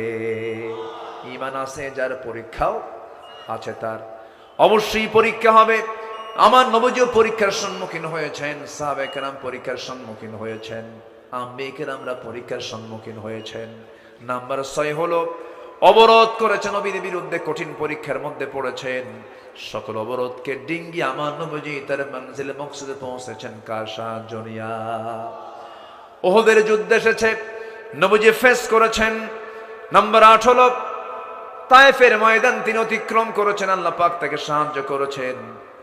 আমার নবীর বিরুদ্ধে অনেক বড় ধরনের ষড়যন্ত্র হয়েছে। আমার নবীর জীবনে বড় একটা পরীক্ষা এসেছিল, তা হলো স্ত্রী নিয়ে পরীক্ষা হয়েছিল। স্ত্রীর বিরুদ্ধে মিথ্যা একটা অভিযোগ দিয়েছিল মুনাফিকের বাচ্চারা, যেমন করে 16টা বছর মুনাফিকরা আলেমদের বিরুদ্ধে জিনার মামলা দিয়েছিল। ঠিক কিনা? ঠিক কিনা? এটা তো নতুন কোনো বিষয় নয়। জাকারিয়া আলাইহিস সালাতু ওয়াস সালামকে করাত দিয়ে চিরে জিনার অভিযোগী শহীদ করে দুনিয়া থেকে বিদায় করেছে। আমার বন্ধুগণ, ইউসুফ আলাইহিস সালাতু ওয়াস সালামকে জিনার মামলা দিয়ে জেল খাটানো হয়েছে। আমার বন্ধুগণ, আমার নবীর স্ত্রী আম্মা জান আয়েশা সিদ্দিকা রাদিয়াল্লাহু তাআলা আনহা আমার নবীর সঙ্গে কোন একটা অভিযানে গিয়েছিলেন, বনু মুস্তালিকের। সে অভিযানে আমার নবীজি যখন ফিরলেন, নবীজি সব যুদ্ধে তিনি কৌশল অবলম্বন করতেন। বলতেন, সাহাবীরা শোনো, এই যে যুদ্ধ সবাই আসলাম, ফেরত যাওয়ার পথে আমি একজনকে দায়িত্ব দিচ্ছি, শোনো, আমরা সবাই যখন রওনা দেব তুমি সবার পিছে পিছে আসবে, একজনকে দায়িত্ব দিতেন। ওই মুস্তালিক, ওই অভিযানে আমার রাসূল যখন তিনি ফেরত আসতেছিলেন বনু মুস্তালিকের অভিযান থেকে, আমার নবীজি ফেরত আসার পথে আমার রাসূল সাফওয়ান নামে একজন সাহাবীকে বলেন, ও সাফওয়ান, তুমি সবার শেষে আসবি, যে বাদ পড়বে তুমি তাকে সঙ্গে করে নিয়ে মদিনায় পৌঁছায় দিবা। হুজুর, ঠিক আছে, আপনার দায়িত্ব আমি অবশ্যই পালন করব, আপনি যে দায়িত্ব দিয়েছেন সেই দায়িত্ব অবশ্যই আমি মাথা পেতে নিচ্ছি। সবাই চলে গেছে, কেউ বাদ পড়ে নাই। আমার নবীজির স্ত্রী আম্মা জান আয়েশা সিদ্দিকা তিনি বাদ পড়েছেন। কেমন করে বাদ পড়লেন? উটের পিঠে হাওদার মধ্যে তিনি ছিলেন, শৌচ কার্যের প্রয়োজন হলো, উটটা বসায় দেওয়া হলো, হাওদা নামানো হলো, পালকি থেকে আম্মা জান আয়েশা বের হলেন, আড়ালে চলে গেলেন, শৌচ কার্য করতে নিয়ে দেরি হয়ে গেছে। তিনি এত চিকন ছিলেন, তার দায়িত্বে যিনি ছিলেন আম্মা জান আয়েশা, সে হাওদার মধ্যে পালকির মধ্যে ওঠেন নাই, ইতিমধ্যে তিনি আছেন মনে করে, তাই সে হাওদাটা সেই পালকিটা উঠে পিঠে চড়ায় দেওয়া হলো। আম্মা জান আয়েশা বাদ পড়ে গেছেন, উটও চললো, হাওদাও চললো, সব চলে গেছেন, কেউ নাই। এসে দেখেন কেউ নাই, তিনি আস্তে করে চাদর মুড়ি দিয়ে তিনি বসে থাকলেন। সেই সময় পর্দার আয়াত নাজিল হয়ে গেছে। আমার নবীজি সব সাহাবীকে নিয়ে রওনা দিয়েছেন, তিনি একাকী পড়ে গেছেন। দায়িত্বপ্রাপ্ত সাহাবী সাফওয়ান রাদিয়াল্লাহু তাআলা আনহু দূর থেকে দেখতেছেন কোন মহিলা যেন বসে আছে। কাছাকাছি গিয়ে দেখে কেউ না, বসে আছেন আমার নবীর স্ত্রী আম্মা জান আয়েশা। আপনি কোনো চিন্তা করবেন না আম্মা জান, আমি আপনাকে নিরাপদে সম্পূর্ণ নিশ্চিন্ত মনে আপনাকে অভয় দিয়ে ওয়াদা করছি, আমি আপনাকে মদিনা পর্যন্ত, নবীর ঘর পর্যন্ত পৌঁছায় দেব। তাকে ঘোড়ার পিঠে চড়াইয়া নিয়া রাতের সফর করে নবীর ঘরে পৌঁছায় দেওয়া হলো। এই সংবাদ যখন মুনাফিকদের কানে চলে গেছে, মুনাফিকরা নাটকটা একটা সুন্দর করে বানায়া, ষড়যন্ত্র করে নাটকটা তারা বানাইছে। তারা বলতেছে, তোমরা কি জানো একজন পুরুষের সাথে আয়েশা গোটা রাত একাকী সফর করেছে, তার সতীত্ব নষ্ট হয়ে গেছে। যেরকম নাউজুবিল্লাহ, নবীর বিরুদ্ধে ষড়যন্ত্র করা হলো। এই একটা পরীক্ষার মধ্যে রাসূল পড়ে গেলেন। আম্মা জান আয়েশা আমার নবীর কাছেই ছিলেন। নবীর কানে যখন মুনাফিকরা এই সমস্ত কথাগুলো ছড়িয়ে দিল, নবীজির মনটা একটু খারাপ হয়ে গেল। নবীজি বলছেন, আয়েশা রে, কি যেন কথা আমার কানকে ভারী করে দিচ্ছে। আয়েশা, আমি তোমাকে বলবো, মন খারাপ করো না, যতক্ষণ না পর্যন্ত আল্লাহর পক্ষ থেকে ফয়সালা না হবে তুমি তোমার মার বাড়ি গিয়ে থাকবে, আমার বাড়িতে তোমার থাকা যাবে না। আম্মা জান আয়েশা চোখের পানি ফেলতে ফেলতে বলছেন, ইয়া রাসূলুল্লাহ, আপনি শুধু আমার স্বামী নন, আপনি হচ্ছেন বিশ্ব নবী। আপনি আমাকে অর্ডার করবেন, এক চুল পরিমাণ থাকার কোনো অধিকার আমার থাকতে পারে না। আমি মার ঘরে চলে যাচ্ছি, বাবার ঘরে চলে যাচ্ছি, কিন্তু একটা কথা জেনে রাখবেন ইয়া রাসূলুল্লাহ, আমার বিয়ের পায়গাম কিন্তু পৃথিবীর কেউ আপনার কাছে দেয় নাই। আমার বিয়ের ঘটকের দায়িত্ব পালন করেছেন আল্লাহ রাব্বুল আলামিন নিজে। জোরে কোন সুবহানাল্লাহ। আমি চলে গেলাম বাবার বাড়িতে, আমি আল্লাহর কাছেই সকল কথা বলে দেব, আল্লাহর কাছেই বলবো, আমার জন্য আল্লাহই যথেষ্ট। ওমাইয়া তাওয়াক্কাল আলাল্লাহ ফাহুয়া হাসবুহ, আমার আল্লাহই যথেষ্ট। আমি চলে গেলাম। আমার নবীজি আম্মা জান আয়েশাকে বলে দিলেন, তিনি চলে গেছেন। আমার বন্ধুগণ, একটা বিষয় কিন্তু একটা ক্লিয়ার হয়ে গেল, আমার রাসূলকে গায়েব জানতেন নাকি? আসতে কয়, রাসূলকে গায়েব জানতেন? রাসূলকে গায়েব জানতেন? তিনি গায়েব জানতেন না। যদি গায়েব জানতেন তিনি বলতেন কি, আয়েশা তুমি থাকো, মুনাফিকরা যা বলে সম্পূর্ণ বানোয়াট ভিত্তিহীন কথা, এগুলো কথার কোনো মূল্যই নেই। কিন্তু আমার নবীজি গায়েব জানতেন না। কিন্তু দুঃখজনক, আমার দেশের কিছু দরবারের ভণ্ডরা গায়েব জানে। যেরকম নাউজুবিল্লাহ। হ্যাঁ, কিছু মূর্খ যায় ওই সমস্ত দরবারে, যায় বলে, বাবা 19 বছর যাবৎ বিয়ে হয়েছে, বাচ্চা হয় না, দেখো তো আমার কপালে কি বাচ্চা আছে, যে কপালটা দেখো তো।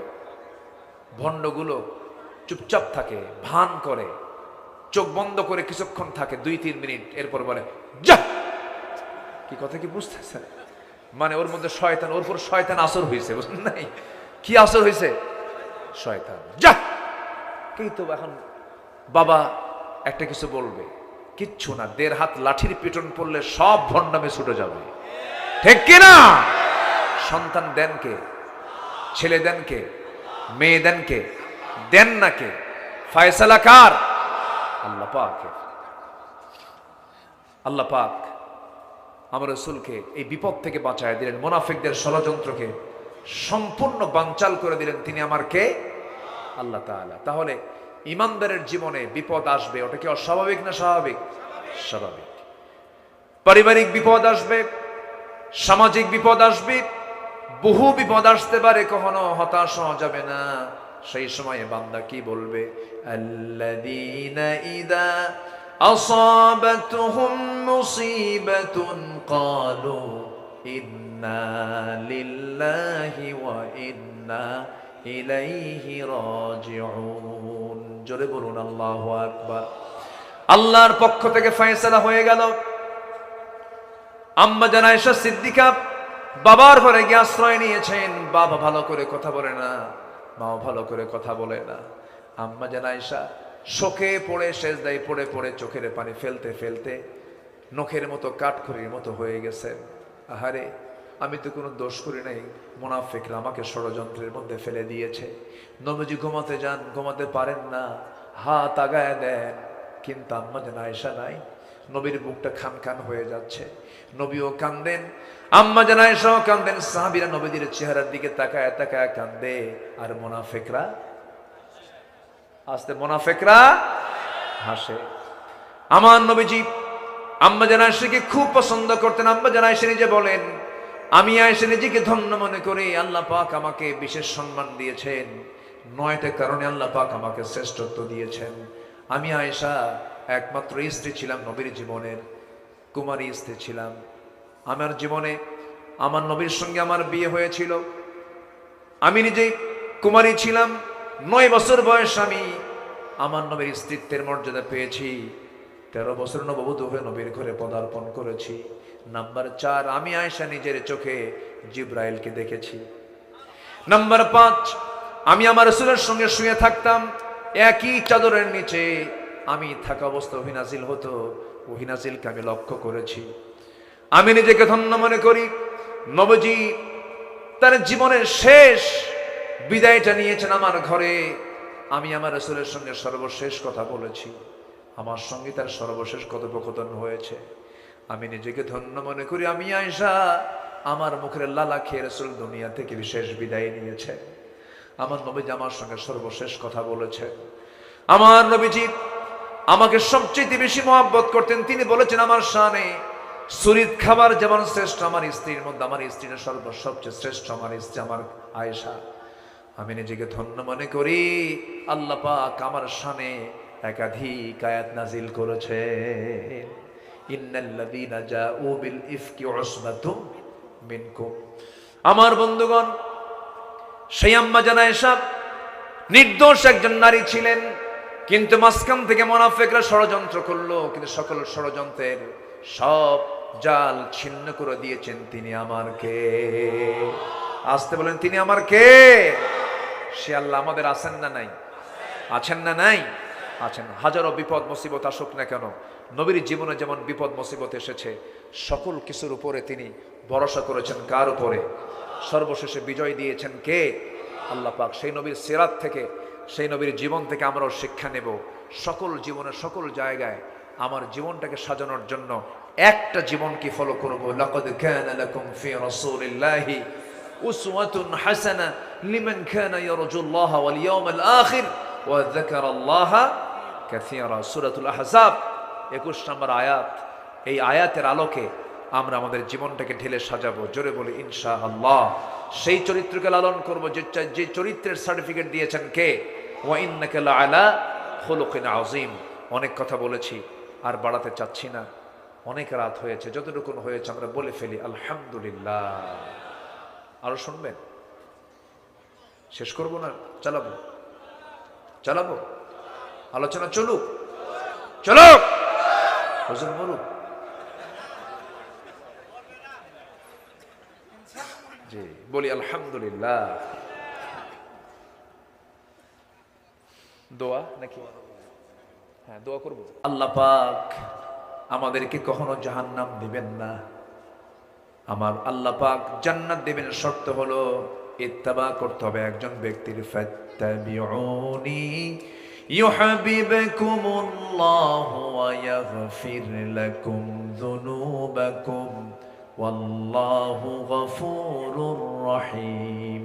জোরে বলুন আল্লাহু আকবার। আল্লাহ পাক শর্ত জোড়ায় দিচ্ছেন, ও বান্দারা আমার, যদি তোমরা মহব্বত পেতে চাও, আমার নবীর তোমরা আনুগত্য করো। আনুগত্য করবে যখন, আমার ভালোবাসা পাবে তখন আমি তোমাকে মাফ করে দেব। कि मोहम्मद से वफा तूने तू हम तेरे है ये है जहां चीज है किया लौह कलम तेरे है। মোহাম্মদকে যদি ভালোবাসো, ভালোবাসা পাবে আমার। লৌহ কলম লুভিবে তোমরা, মাটির পৃথিবী সেকন ছাড় দুনিয়াও পাবে, আখিরাতও পেয়ে যাবে। শর্ত হলো জীবনের চাইতে বেশি মহব্বত করতে হবে মুহাম্মদ সাল্লাল্লাহু আলাইহি ওয়াসাল্লামকে, বেশি মহব্বত করতে হবে। তার জীবন থেকে আমরা কিছু শিক্ষা নিয়ে নেব। আমার নবীর জীবনে 15টা কঠিন পরীক্ষা আসছিল। কয়টা? 15টা কঠিন পরীক্ষা এসেছিল। 1 নম্বর হলো ব্যঙ্গ উপহাস তার জীবনে এসেছিল। রাসূলকে নিয়ে ব্যঙ্গ করত, সাহাবায়ে কেরামকে নিয়ে ব্যঙ্গ করত। আল্লাহ রাব্বুল আলামিন বলছেন, ইযা রাআকাল্লাযীনা কাফারু ইয়াত্তাখিযুনাকা ইল্লা হুজওয়া আহাযাল্লাযী ইয়াযকুরু আলিহাতাকুম ওয়া হুম বিযিকরির রাহমানি হুম কাফিরুন। জোরে বলুন আল্লাহু আকবার। রাসূলকে নিয়ে ব্যঙ্গ করেছে, উপহাস করেছে। বেলাল রাদিয়াল্লাহু তাআলা আনহু যখন কালিমা গ্রহণ করলেন, কালো কুচকুচে মানুষ ছিলেন তিনি, মাথার চুলগুলো খাড়া খাড়া ছিল, দাঁতগুলো সাদা ছিল, গোটা দেহটা ছিল কালো, পাহাড়ের মতো লম্বা ছিলেন, নাকটা ছিল বোঁচা, চোখটা ছিল ছোট ছোট, ঠোঁটটা ছিল মোটা মোটা, মোটার ঠেলায় নিচের ঠোঁট নিচের দিকে নেমে আসতো, উপরের ঠোঁট উপরের দিকে চলে যেত। দেখতে বাহ্যিকভাবে ভালো সুন্দর ছিলেন না তিনি। তার বাপ রাবাহ গোলাম ছিলেন, তিনি নিজে বেলাল, তিনিও গোলাম ছিলেন। গোলাম জাদা গোলাম, গোলাম জাদা গোলাম। আচ্ছা, এরকম সাউন্ড হেরে যায় কেন? মাইকের সাউন্ড হেরে যায় কেন? একটু কথা বলতে নিলে মাইকের সাউন্ড হেরে যায়, বক্সের সাউন্ড হেরে যায়। একটু ঠিক করে, টের পাচ্ছেন না আপনারা? সাউন্ড হেরে যায় না? মাঝে মাঝে সাউন্ড হেরে যাচ্ছে। জিকির করি লা ইলাহা,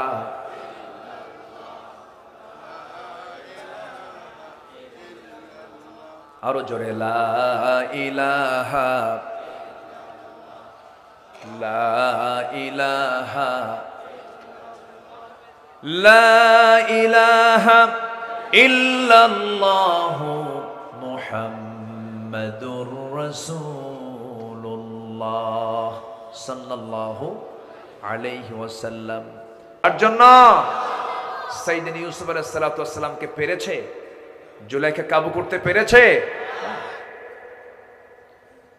আমার বন্ধুগণ, ইউসুফ আলাইহিস সালাতু ওয়াস সালামকে ঈমান হারা করার জন্য কত বড় ষড়যন্ত্র করা হলো। তার জীবনে সবচাইতে বড় পরীক্ষা ছিল তার সুন্দর চেহারা। সুন্দর চেহারার পাগল হয়েছিল জুলাইখা। শেষ পর্যন্ত তার ঈমানটাকে হরণ করার জন্য কত বড় ষড়যন্ত্র করেছিল। ইন্না কাইদাকুন্না আযীম, তোমাদের ষড়যন্ত্র মারাত্মক ষড়যন্ত্র। মেয়েদের ষড়যন্ত্র কালিল না আজিম? কি আজিম না? কি ইন্না কাইদাকুন্না আযীম ওয়াত্তাকুল্লাহ ওয়াত্তাকুন নিসা ফাইন্না আউওয়ালা ফিতনাত বানি ইসরাঈল কানাত ফিন নিসা। বিশাল ব্যাপার। আজকে ইউরোপ এবং আমেরিকা, আজকে ইহুদি নাসারাদের সবচাইতে বড় অস্ত্র হলো মুসলমানদের ঈমানকে নষ্ট করার জন্য নারী সমাজকে তারা উলঙ্গ করে ঘর থেকে বের করে ছাড়িয়েছে। এটাকে মাথায় নিতে হবে। যুবকরা, তোমার গ্রামের কোন বাড়ি থেকে বোরকা ছাড়া কোন মহিলা বের হয় তুমি নোট করবে। তোমরা সংঘবদ্ধ হয়ে বাড়িতে যাবে, সেই মহিলার স্বামীকে অথবা বাবাকে অথবা ভাইকে ডাক দিয়ে বলবে, এই গ্রামে আমরা অনেক যুবক আছি, যখন আপত্তিকর পোশাক পরে, বোরকা ছাড়া পোশাক পরে যখন বের হয় আপনার মেয়ে অথবা আপনার বউ, আমরা যুবক, আমাদের ঈমানের ক্ষতি হয়, আমাদের সমস্যা হয়। অতএব এই গ্রামে বসবাস করতে হলে বোরকা ছাড়া কোনো মহিলাকে বের হতে দেব না আমরা। তোমার গ্রামকে তুমি ঠিক করে ফেলো। কি আমার কথায় কি একমত? আমার কথায় কি একমত? তা'মুরুনা বিল মা'রুফ ওয়া তানহাউনা আনিল মুনকার। তোমার গ্রামের মাতব্বর নামাজ পড়ে না, আস্তে করে যুবকরা তোমরা বলবে, চাচা আপনার নেতৃত্ব মানব, নামাজটা ধরেন। নামাজ পড়তেছে, বাস, কোনো সমস্যা নাই। যদি মাতব্বরীর পদে থেকে যদি নামাজ না পড়ে, সোজা বলে দিবা, যার নামাজ নাই তার নেতৃত্ব আমরা মানতে পারি না। ক্লিয়ার কথা। মসজিদ কমিটিতে যারা থাকবে, মসজিদ কমিটির দায়িত্ব পালন করবে কারা? এমন বক্তব্য কোরআনে আছে না নাই? তার মধ্যে যদি সেই গুণগুলো না থাকে, কোনো কথা নাই, কোনো সুদখোর, কোনো মদখোর, কোনো জেনাকার, কোনো জুয়াড়ু মসজিদ কমিটির মেম্বার হতে পারবে না। এরকম মেম্বার আছে না নাই? এরকম মসজিদ কমিটিতে আছে না নাই? যদি আপনার মসজিদ এমন থাকে, কোনো কথা নেই, ঘাড় ধরে কমিটি থেকে বের করে দিবে। সাজায় নিতে হবে আমার দেশকে। আমরা আগামীর দেশকে একটা সুন্দর দেশ দেখতে চাই। জোরে বলি ইনশাআল্লাহ। চরিত্র হচ্ছে মুহাম্মদ সাল্লাল্লাহু আলাইহি ওয়াসাল্লাম। আমার বন্ধুগণ, নবীজির জীবন থেকে আমরা কিছু শিক্ষা নিয়ে আজকে আমরা এখান থেকে বিদায় নেব। আমার নবীর চরিত্র যদি আমরা লালন করতে পারি, ওই মক্কার মাটিতে যারা যান, বাত্তা কুরাইশ নামক একটা এলাকা আছে। আমার এক বন্ধু মিজান, সেও মারা গেছে গত বছর। সেই বন্ধু মিজান একদিন আমাকে ঘোরাতে বের করেছেন। জিয়ারায় বের হলাম, একটা ফাঁকা জায়গা দেখালেন। ফাঁকা জায়গা দেখায় বলছেন, ভাইজান, এই যে চতুর্দিকে বিল্ডিং, মাঝখানে ফাঁকা চিহ্ন, যদিও এখানে কোনো কিছু লেখা নাই, কিন্তু ইতিহাসে, হিস্টোরিতে একটা তথ্য এখানে আছে। কি তথ্য? ওই উমাইয়া বেলাল রাদিয়াল্লাহু আনহুকে তার মনিব প্রত্যেকটা দিন গলার সঙ্গে রশি বেঁধে জন্তু জানোয়ারের মতো টেনে টেনে এই জায়গায় নিয়ে আসতো, চিৎ করে সহায় রাখতো, বুকের উপরে পাথর চাপা দিত, আর বলতো, বেলাল, ইসলাম না ছাড়লে তোকে মেরে ফেলবো। সাইয়েদনা বেলাল কালো মানুষ, আরো কালো হয়ে যেতেন। মারতে মারতে জখম করে গোটা শরীর ফুলায় ফেলেছে, জখম করে ফেলেছে, কালো বানায় ফেলে, ফসকা পড়ে গেছে। সাইয়েদনা বেলালকে মারতে মারতে আধা মরা করে ফেলে দিয়েছে। কিন্তু বেলাল একটা বারের জন্য, মুখ থেকে তিনি একটা বারের জন্য বাদ দেন নাই, আল্লাহ আহাদ, আল্লাহ আহাদ, আল্লাহ আহাদ। বারবার করে বেলাল আহাদ বলেছেন। এক পর্যায়ে উমাইয়া খেপে গিয়ে, রেগে গিয়ে লাফ মেরে তার বুকের উপরে বসে তার বাম হাতটা মুখের মধ্যে ঢুকায় দিয়া জিব্বা বের করে, জিব্বা টান মেরে ধরে বাবলা গাছের কাঁটা ঢুকায় দিয়েছে। ফিনকি দিয়ে রক্ত বের হওয়া শুরু হয়ে গেছে। বলতেছে, উমাইয়া, বেলাল, জিব্বা বন্ধ করে দিলাম, কেমন করে তুই আল্লাহর নামের জিকির করবি? বেলাল বলছেন, ইশারা দিয়া নৌকুচু করে বলতেছেন, উমাইয়া রে, আমার জিব্বা বন্ধ করলে হবে কি? আমি আমার আল্লাহর নামটা আমার দিলের মধ্যে আমি অঙ্কন করে নিয়েছি। জোরে বলি সুবহানাল্লাহ। হাইয়ান মাজরুহান, বেঁচে থাকলেন, কোনো মতো বেঁচে থাকলেন। এমন সময় নবীর কানে সংবাদ চলে গেছে, রাসূল অস্থির হচ্ছেন, ছটফট করছেন। বলছেন, আবু বকর, আল্লাহ তোমাকে প্রচুর সম্পদের মালিক বানায়া দিয়েছেন। আমি যে কোনো ভাবেই হোক না কেন, আমার বেলালকে তুমি মুক্ত করে আনো, আল্লাহ তোমাকে জান্নাত দিয়ে দিবেন। সাইয়েদনা আবু বকর দৌড় মেরে চলে গেলেন উমাইয়ার সামনে গিয়ে স্বর্ণ মুদ্রা তার মুখের উপরে ফেলে দিয়ে বলছেন, বেলালকে মুক্ত করে দাও। বেলালকে মুক্ত করে এনে নবীর সামনে যখন হাজির করা হলো, আমার নবীজি মাথা থেকে পা পর্যন্ত রাসূল দেখে দেখে চোখের পানি ফেলে ফেলে কেঁদে কেঁদে বলছে, বেলাল রে, এত মারা মানল তোমাকে, একটা কথা জেনে রেখে দিও বেলাল, তোমার রক্ত যখন জমিনে পড়েছে, এই জমিনই দেখতে পাবে আল্লাহর দ্বীন কায়েম হয়ে গেছে। জোরে বলি সুবহানাল্লাহ, আরো জোরে বলি সুবহানাল্লাহ। জমিনে দিন বিজয়ের জন্য ইমানদারের রক্তের প্রয়োজন আছে না নাই? আসতে বলবেন না, আছে না নাই? কোন জমিতে যদি ফলন না ভালো হয়, সেই সময় সারের দরকার হয়, সার দিলে পরে তার ফলনটা হয়ে যায়। দিন কায়েমের জন্য সবচেয়ে উর্বর সার হলো ইমানদারের রক্ত। ইমানদারের রক্ত, যে রক্ত ঝরেছে 16 বছর, কত শহীদকে দুনিয়া থেকে বিদায় করে দেওয়া হয়েছে। এই রক্তগুলো বৃথা যাবে না। আমার বিশ্বাস, পূর্ব দিগন্তে সূর্যোদয় যেমন সত্য, এই সবুজ ভূখণ্ডে আল্লাহর দ্বীন বিজয়ী হওয়া তেমনই সত্য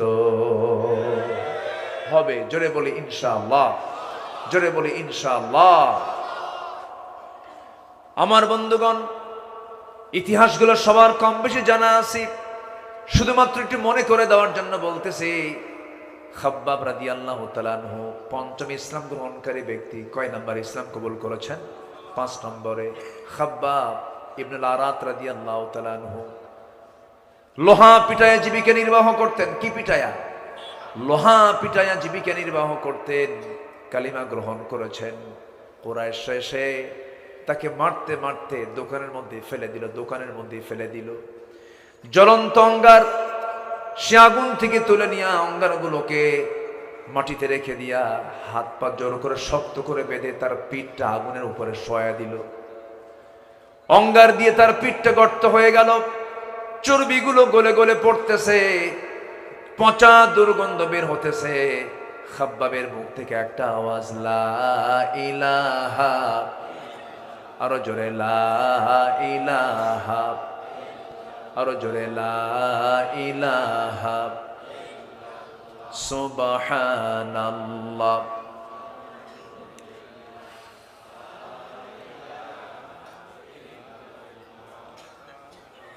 আরো জোরে লা ইলাহা, লা ইলাহা ইল্লাল্লাহু মুহাম্মাদুর রাসূলুল্লাহ সাল্লাল্লাহু আলাইহি ওয়াসাল্লাম। খাব্বাব রক্তাক্ত অবস্থায় পড়ে থাকলেন, তার পিঠটা পোড়ায় দিয়েছে ওরা।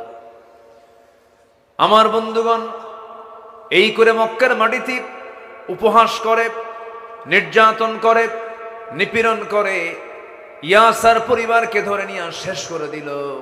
বাপও মারা গেলেন, মাও মারা গেলেন। সাইয়েদনা আম্মার হাইয়ান মাজরুহান, তিনিও জখম হয়ে কোনো মতে বেঁচে থাকলেন। এই পরিবারটা হলো শহীদি পরিবার। সাইয়েদনা আম্মার পরবর্তীতে সিফফিনের যুদ্ধে তিনি শাহাদাত বরণ করেছেন। বাপও শহীদ, মাও শহীদ, এবং তিনি নিজেও শহীদ হয়েছেন, দুনিয়া থেকে বিদায় নিয়েছেন। আমার বন্ধুগণ, এই চিত্রগুলো মক্কার মাটিতে কাফের মুশরিকরা এই চিত্রগুলো তারা তৈরি করেছে। আমার নবীজি সাহাবে কেরামকে নিয়ে পরিকল্পনা করেন, সেই পরিকল্পনার বিরুদ্ধে আবু জেল, উতবা, সাইবারা কত ষড়যন্ত্রগুলো করতে থাকে। আমার নবীজি মক্কায় দাওয়াতি কাজ করছিলেন, দাওয়াতি কাজ বন্ধ হয়ে গেল, দলীয় নিবন্ধন বাতিল করে দিল। আমার নবীজি গোপনে গোপনে গিয়ে পাহাড়ের গুহায় বসে বসে সাহাবা কেরামকে নিয়ে তিনি আলোচনা করেন, পরামর্শ করেন। আহারে, আমার নবীজিকে দেখার জন্য গেফার গোত্র থেকে এক ব্যক্তি এসে মক্কায় ঘোরাফেরা করতেছে। মক্কার হাওয়াটা কত জটিল ছিল দেখেন। ওই মক্কার মাটিতে প্রকাশ্যে দাওয়াত দেওয়ার কোনো সুযোগ ছিল না। ওই যুবকটা এসে মক্কার চতুর্পাশে ঘোরাফেরা করে 2-3 দিন যাবত। আমার নবীজির একজন গোয়েন্দা সাহাবী ছিলেন আলী রাদিয়াল্লাহু তাআলা আনহু, তাকে সন্দেহ করে বসলেন। চট করে হাত ধরে বলছেন, হেই যুবক, তুমি 3-4 দিন হলে মক্কার আশপাশ ঘোরাফেরা করো, তুমি কাকে খুঁজতেছো? সঙ্গে সঙ্গে যুবকটা বলতেছে, শুনেছি আব্দুল্লাহর পুত্র মুহাম্মদ নামে নাকি আল্লাহর পয়গম্বর আছে, আমি তো তার সঙ্গে দেখা করতে চাই, তাকে দেখতে চাই। সঙ্গে সঙ্গে সাইয়েদনা আলী বললেন, ওরে যুবক, এই কথাটা আমাকে বলেছ, দ্বিতীয় জনকে বলতে যেও না, তোমাকে মেরেই ফেলবে। যা বলেছ একবার, আমি তোমার সাথে তার পরিচয় করে দেব, আমাকে শুধু ফলো করবে। আমি যখন সামনের দিকে চলবো, তুমি আমাকে পিছে পিছে ফলো করবে। সামনে কোনো যদি বিপদ হয়, আমি চট করে জুতা ঠিক করার ভান করে বসে যাব, তুমি চলতেই থাকবে। মক্কার হাওয়া ভালো না, টের পেলে তোমাকে মেরে ফেলবে। এই রকম করে করে নবীর দরবার পর্যন্ত যুবককে হাজির করাইয়া দিলেন। সেই যুবকটার নাম হচ্ছে আবু যার গিফারি। রসুলকে দেখা মাত্রই কেঁদে ফেলে বলছেন, হে রসুল, আপনার চেহারাই প্রমাণ করে আপনি আল্লাহর নবী। কালেমা গ্রহণ করে নিজেকে ধন্য করলেন। আমার নবীজি বলে ফেলেন, আবু যর, দিন গ্রহণ করে নিয়েছে, ইসলাম কবুল করে নিয়েছে, মক্কার হাওয়া ভালো না, মক্কার সব জায়গা থেকে চোরা গুপ্ত হামলা শুরু হয়ে গেছে, তোমাকে মেরেও ফেলতে পারে। দিন গ্রহণ করে চাড়ালে গোপনে চলে তুমি তোমার গোত্রের মাঝে চলে যাও, সেখানে দাওয়াতি কাজ করো, কাউকে বলার দরকার নাই। আবু যার গিফারি কাবা শরীফের সামনে যখন দাঁড়ালেন, মনে মনে চিন্তা করলেন, এই মহাসত্যকে কেমন করে আড়াল করি। নিজের জীবনের কথা চিন্তা না করে কাবা শরীফের চত্বরে একটু উঁচু জায়গায় দাঁড়াইয়া বলতেছেন, কুলু লা ইলাহা ইল্লাল্লাহ। এই কথা বলার সঙ্গে সঙ্গেই ভীমরুলের মৌচাকে ঢিল মারলে যেমন মৌচাকের বসবাস করা মৌমাছিগুলো যেমন আক্রমণ করে বসে, মৌচাকে ঢিল মারার মতো অবস্থা হলো। সমস্ত কুরাইশরা তারপরে ঝাঁপিয়ে পড়লো, মারতে মারতে রক্তাক্ত করে জমিনে ফেলে দিল। আবু জেহেল এসে কোনো মতো তাকে ধরে টান মেরে বলতেছে, আর তোমরা তাকে মেরো না, দেখি এর পরিচয়টা আগে জানি। বলা হলো, যুবক, তোমার বাড়ি কোথায়? গেফার গোত্রের মানুষ আমি। আবু জেহেল বলল, খবরদার এই যুবককে আর মারতে যেও না, কারণ এই যুবক যদি শাস্তি পেতে পেতে যদি দুনিয়া থেকে বিদায় হয়ে যায়, ওই গেফার গোত্রের মানুষ আমাদেরকে ছাড়বে না, ব্যবসা বাণিজ্য বন্ধ হয়ে যাবে। কোনো মতো বেঁচে গেলেন, বেঁচে গিয়ে তিনি গেফার গোত্রে চলে গেলেন। বহুদিন পরে একদিন রাসূল বললেন, আবু যর, তোমাকে মানা করেছিলাম, প্রকাশ্যে তোমার দিন প্রচারের দরকার ছিল না, তুমি এমন করলে কেন? হুজুর, এত বড় মহাসত্য আমি কেমন করাল করবো? আমার মন চাচ্ছিল আমাকে মেরে মেরে তারা শহীদ করে আমাকে জান্নাতে পাঠায়া দিই। জোরে কর সুবহানাল্লাহ, আরো জোরে বলে সুবহানাল্লাহ। এই শিশু ইসলাম কি মক্কার প্রাথমিক জীবনে তারা কত হাসির বস্তু বানাতে চেয়েছিল, ব্যঙ্গ করেছিল, উপহাস করেছিল, অথচ আল্লাহ রাব্বুল আলামিন সেই ব্যঙ্গ করেছে যাদের ব্যাপারে, উপহাস করেছে যাদের ব্যাপারে, সেই লোকগুলোকে সম্মান দিয়েছেন। তিনি আমার কে? বলেন, তিনি আমার কে? আল্লাহ পাক। এই জন্য দিনের পথে থাকতে গেলে আমাকেও ব্যঙ্গোক্তি শোনা লাগতে পারে, আমাকে উপহাসও করতে পারে, হতাশ হওয়ার কোনো কারণ নাই। নবীর জীবন থেকে আমরা, আমার রাসূলের বিপ্লবী জীবন থেকে আমরা 15টা শিক্ষা নিয়ে যাব। নাম্বার 1, শুনলাম আমরা ব্যঙ্গ উপহাস আসতে পারে, মন খারাপ করা যাবে না। রাসূলকে কবি বা পাগল বলে অভিহিত করেছিল, রাসূল কষ্ট পান নাই, কারণ তার সান্ত্বনা দেওয়ার জন্য ছিলেন তিনি আমার কে? আল্লাহ রাব্বুল আলামিন রাসূলকে সান্ত্বনা দিয়েছেন কি? নুন ওয়াল কলামি ওয়া মা ইয়াসতুরুনা মা আনতা বিনি'মাতি রাব্বিকা বিমাজনুন ওয়া ইন্না লাকা লাআজরান গায়রা মামনুন ওয়া ইন্নাকা লাআলা খুলুকিন আযীম। জোরে বলুন আল্লাহু আকবার। নাম্বার 3 হলো মক্কা থেকে নির্বাসিত হলেন তিনি, মক্কায় থাকতে পারলেন না। আমার নবীর বিরুদ্ধে হত্যার হুলিয়া জারি হয়ে গেল, যেখানেই পাবে তাকে দুনিয়া থেকে বিদায় করে দেবে। এখন চিন্তা করে দেখুন, দিন কায়েমের সংগ্রামের কাজ করতে গেলে নবীর বিরুদ্ধে যদি হত্যার হুলিয়া জারি হয়, এমনটা হওয়া স্বাভাবিক না অস্বাভাবিক? বলেন, স্বাভাবিক না অস্বাভাবিক? স্বাভাবিক, এটা হতেই পারে। আমার বন্ধুগণ, নাম্বার 4 হলো হত্যার ষড়যন্ত্র করা হয়েছিল।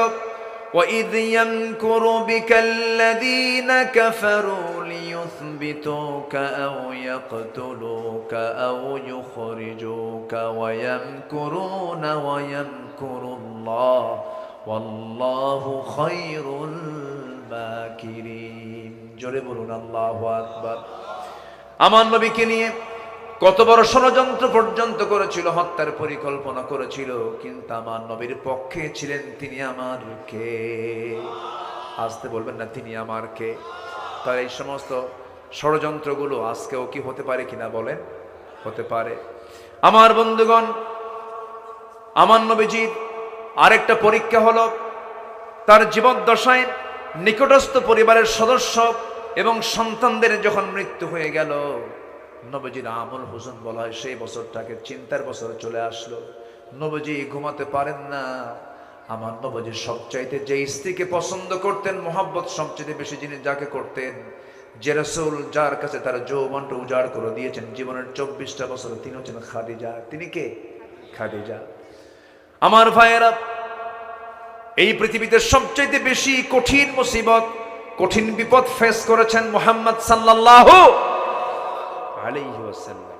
তার জীবন নিয়ে কথা তো, আমাকে সাবজেক্ট দেওয়া হয়েছে, আমি সাবজেক্টের বাইরে যাচ্ছিও না, আমি এক সাবজেক্টের উপরে আছি। আমাকে সময় দিচ্ছেন তো নাকি? বলি ইনশাআল্লাহ।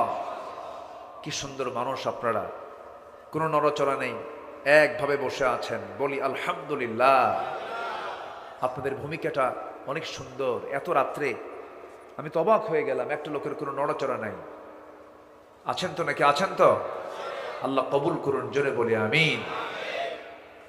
আমার নবীজির সবচেয়ে কাছের মানুষ ছিলেন তার স্ত্রী খাদিজাতুল কুবরা রাদিয়াল্লাহু তাআলা। রাসূল মাঝে মাঝে বলতেন, আমার পাশে যদি জীবনের শেষ নিঃশ্বাস পর্যন্ত যদি আমার খাদিজা আমার পাশে থাকতেন, আল্লাহ পাক আমাকে দ্বিতীয় কোনো বিবাহের তিনি অর্ডারই দিতেন না।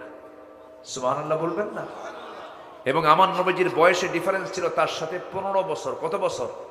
15 বছর। নবীজির বয়স যখন 25 তখন তার বয়স 40, তার বয়স যখন 55 তখন আমার নবীর বয়স 40। চিন্তা করুন, আমার নবীজি নারী পিপাসু ছিলেন। এই জাতীয় কত বড় মিথ্যা কথা, বাজে কথা নাস্তিকদের মুখ থেকে বের হয়েছে। অথচ আমার নবীজি তার জীবনটা শুরু করেছেন বিধবাকে দিয়ে। কাকে দিয়ে বলেন তো? বিধবাকে দিয়ে তিনি শুরু করেছেন। 15 বছরের বড় একজন নারীকে তিনি বিবাহ করেছেন এবং তার গর্ভেই জন্ম নিয়েছেন জগৎধন্য 4 মেয়ে, রুকাইয়া, জাইনাব, কুলসুম, ফাতিমা রাদিয়াল্লাহু তাআলা আনহুন্না। এই 4 জন নারীর জন্ম ওই বড় স্ত্রী আম্মাজান খাদিজার গর্ভে তারা জন্ম নিয়েছেন। বাকি কোন স্ত্রীর গর্ভে সন্তানও আসে নাই। শুধু একজন মারিয়া কিপ্তি রাদিয়াল্লাহু তাআলা আনহার পেটে ইব্রাহিম নামে এক সন্তানের জন্ম হয়েছিল, কিন্তু এরপরেই ওই ছোট অবস্থায় মারা যায়। আমার নবীজি তো প্রাপ্তবয়স্ক কোনো সন্তানের তিনি জনক ছিলেন না। তিনি ছিলেন, সন্তান হয়েছে ছেলে, কেউ 2 বছর, কেউ 4 বছর। আবুল কাসেম রাদিয়াল্লাহু আনহু তিনি 7 বছর বয়সে তিনি দুনিয়া থেকে বিদায় নিয়েছেন। আমার নবীজির এই সন্তানগুলো বিদায় নিচ্ছে, আর কাফের মুশরিকরা কয় এই যদি আল্লাহর নবী হয়, এই বাচ্চাগুলো হয় আর মরে, এ তো লেজ কাটা। জোরে কর নাউযুবিল্লাহ, জোরে কর নাউযুবিল্লাহ। আমার নবীকে নিয়ে এরকম জাতীয় যখন কথা বলা হলো, রাসূলকে লেজ কাটা যখন বলা হলো, আল্লাহ পাক সহ্য করেন নাই, সঙ্গে সঙ্গে কমপ্লিট একটা সূরা দিয়েছেন। যারা পারেন ঠোঁট মিলে বলুন, ইন্না আ'তাইনাকাল কাউসার ফাসাল্লি লিরাব্বিকা ওয়ানহার ইন্না শানিআকা হুয়াল আবতার। হে রাসূল, আমি আপনাকে হাউজে কাউসার দান করেছি, আপনাকে যে যা বলুক আপনি মন খারাপ করার দরকার নাই। আমি আপনাকে এমন সম্মান দিয়েছি, পৃথিবীর কাউকে এমন সম্মান দেই নাই। অতএব আপনি নামাজ পড়ুন, আপনি কোরবানি করুন। যারা বলতেছে আপনাকে লেজ কাটা, তারাই হলো প্রকৃত লেজ কাটা। কার জবাব? আসতে বলবেন না, কার জবাব? আল্লাহর জবাব। রাসূলকে শুধু একটু গালি দিয়েছে, আল্লাহ পাক কমপ্লিট একটা সূরা নাজিল করেছেন, তাও নবীর আপন চাচা আবু লাহাবের বিরুদ্ধে।